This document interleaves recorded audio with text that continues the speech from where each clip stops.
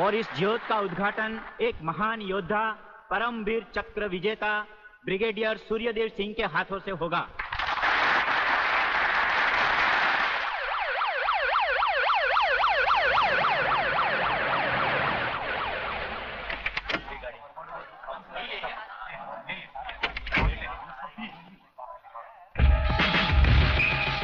Welcome, welcome.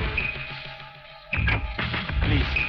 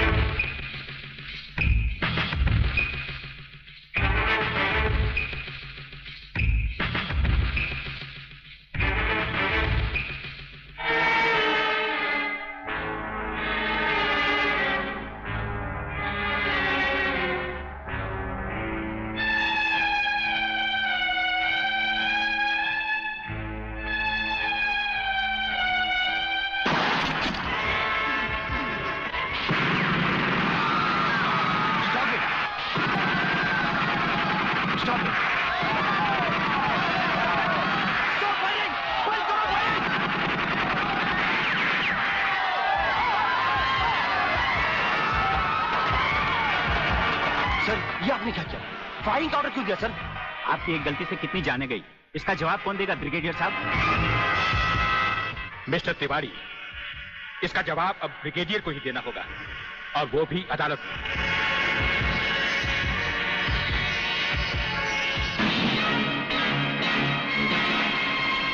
Your honour, शहीद स्मारक पर हुए गोलीकांड के जिम्मेदार ब्रिगेडियर सूर्यदेव सिंह ही हैं। इन्हीं के कहने पर गोली चलाई गई, जिसमें कई बेगुनाह लोग मारे गए। अब मैं अदालत के सामने कुछ ऐसे गवाह पेश करूंगा जो इस हादसे को साबित कर देंगे। सबसे पहले मेरे गवाह हैं municipal councillor mister M.K. Tiwari.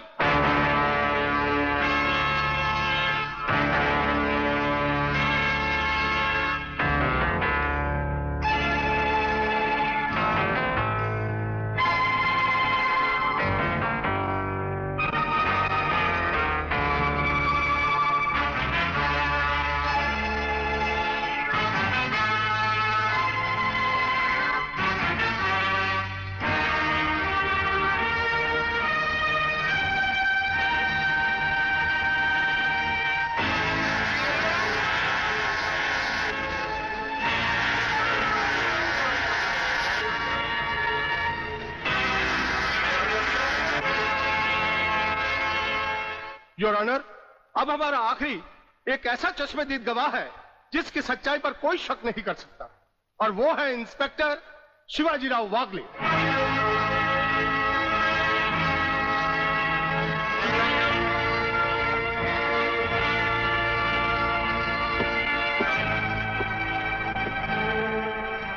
मैं गीता पर हाथ रखकर कसम खाता हूं, जो भी कहूंगा सच कहूंगा, सच के अलावा कुछ नहीं कहूंगा। जज साहब, शहीद स्मारक पर जो भी कुछ हुआ मेरी आंखों के सामने हुआ। मुझे इस बात का ताज्जुब है और अफसोस भी है कि ब्रिगेडियर सूर्यदेव सिंह जैसे जिम्मेदार और सुलझे हुए अफसर ने ऐसा कदम क्यों उठाया जिससे निर्दोष लोग मारे गए। इस हत्याकांड के जिम्मेदार ब्रिगेडियर सूर्यदेव सिंह ही हैं।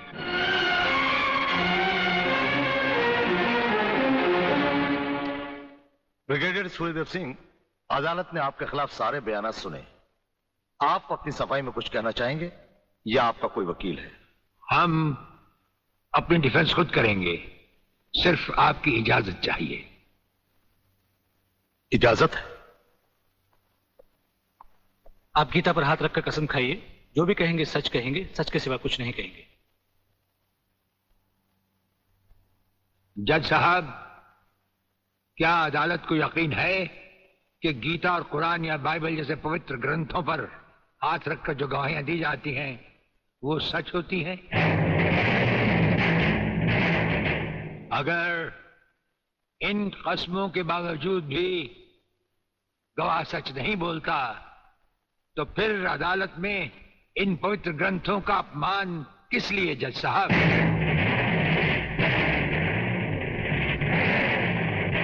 अगर फैसला ऐसे सबूत और गवाहों की बिना पर ही होता है जो पैसे से खरीदे जा सकते हैं, तो बंद करवा दीजिए ऐसे रस्म और रवाज जो कि झूठे हैं। ये मुकद्दस ग्रंथ हमारे धर्म और ईमान का ताज है, हमारी जिंदगी की बुनियाद है। हम ये कसम खाएं भी तो कैसे खाएं? यह अदालत आपकी दलीलों की कदर करती है ब्रिगेडियर साहब, लेकिन यह अदालत की बरसों पुरानी रस्म है जो मैं नहीं बदल सकता। तो फिर हम भी अपने जमीर के खिलाफ नहीं जा सकते, चाहे वो अदालत हो या जंग का मैदान। आप अपना फैसला सुनाकर अदालत की रस्म को पूरा कीजिए। तमाम सबूत और गवाहों के बयानात को मद्देनजर रखते हुए यह अदालत इस नतीजे पर पहुंची है कि शहीद स्मारक पर बेगुनाहों पर पुलिस ने गोली ब्रिगेडियर सूर्यदेव सिंह के कहने पर चलाई। इसलिए यह अदालत ब्रिगेडियर सूर्यदेव सिंह को 1 साल कैद की सजा सुनाती है।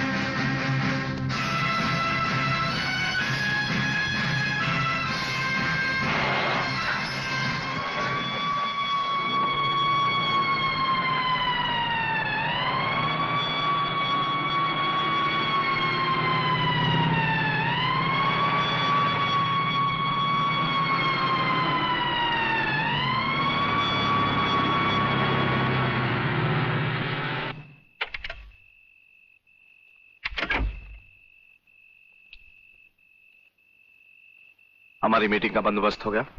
Yes sir. सूर्यदेव सिंह को आप जेल के तहखाने में मिल सकते हैं। गवर्नमेंट डिसिप्लिनरी एक्शन का मामला है, इसलिए हमारे साथ हमारे सेक्रेटरी के अलावा और कोई नहीं जाएगा। Right sir. This way please.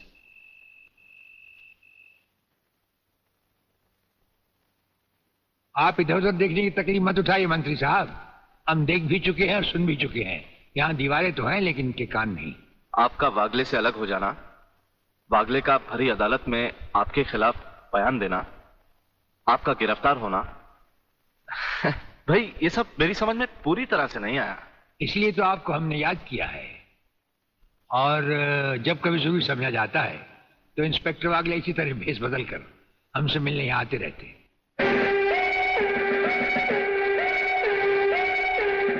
Sir, brigadier साहब का हमसे अलग होना, जेल में आ जाना, इससे दुश्मन हमें कमजोर समझकर लापरवाह हो जाएंगे और उनकी इसी लापरवाही का फायदा उठाकर हम उनकी जड़ें आसानी से काट सकते हैं। हम जिन जराइम की तलाश में हैं, उसकी कुछ जड़ें इस जेल की 4 दीवारी में भी पैवस्त हैं। उन्हें ढूंढकर निकाल कर हमें खोदना होगा।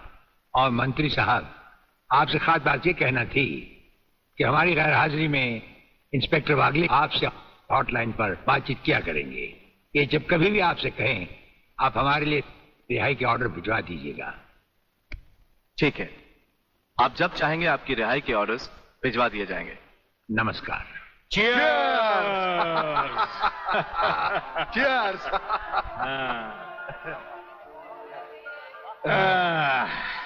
नया साल बहुत बहुत मुबारक हो प्रलयनाथ।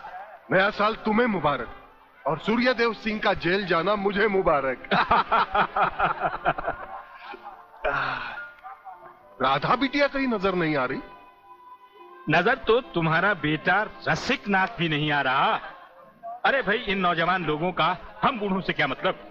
मना रहे होंगे कहीं नया साल अपने जवान दोस्तों के साथ। प्लीज रसिक, ऐसा मत करो ना। अगर ऐसा नहीं करूंगा तो नए साल का सेलिब्रेशन अधूरा रह जाएगा मेरी जान।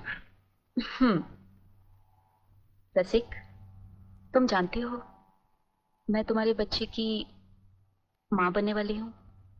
माँ? यानी प्रेग्नेंट?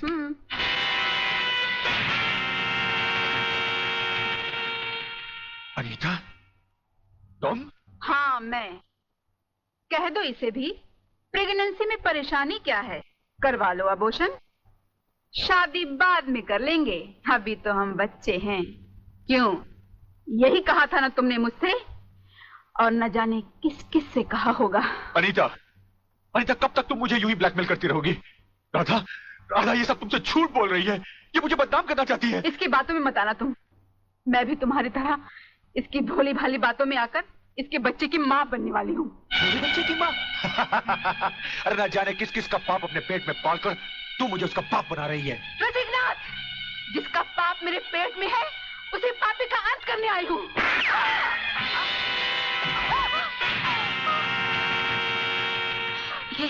ये तुमने क्या किया? रसिक, तुमने इसे मार डाला? तो और क्या करता? हजारों औरतें जबरदस्ती मेरे गले पड़ रही थी। आज मैंने तुम्हारी सही शक्ल देख ली है रसिकनाथ। अगर ये एक बाजारू औरत थी तो तुम भी एक बाजारू कुत्ते हो जो जगह जगह मुंह मारते फिरते हो। मैं आज तुम्हारा भांडा फोड़ कर रहूंगी। मैं अभी पुलिस को फोन करती हूँ। सारी ज्यादा समझदार बनने की कोशिश की तो तेरा भी यही आशा कर दूंगा, समझे?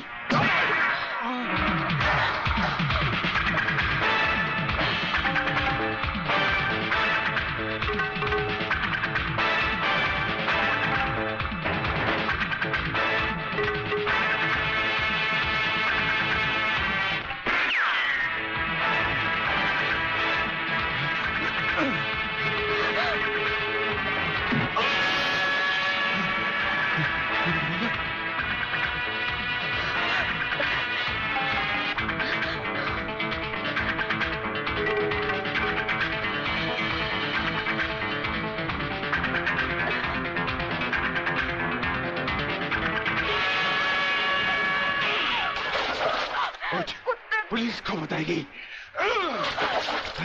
पुलिस को बताएगी। जिंदा रहेगी तो पुलिस को बताएगी ना, न रहे पास न बचेगी बांसुरी। मैं तुझे खत्म कर दूंगा कमीनी।